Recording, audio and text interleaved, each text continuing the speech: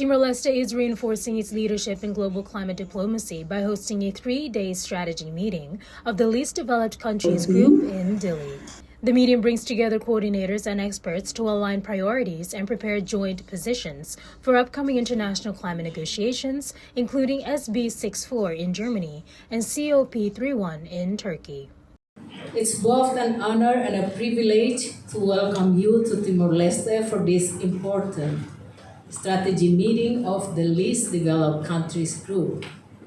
We must strengthen our collective voice, sharpen our priorities, and move decisively from commitment to implementation. The LDC Group must not only respond to global processes, we must shape them. As chair of the LDC Group for 2026 to 2027, Timor-Leste is pushing for stronger coordination among vulnerable nations and greater focus on implementing climate commitments. Officials highlighted the country's exposure to climate risks such as droughts, flooding, and coastal erosion, while also showcasing national efforts like its updated climate plans and adaptation strategies.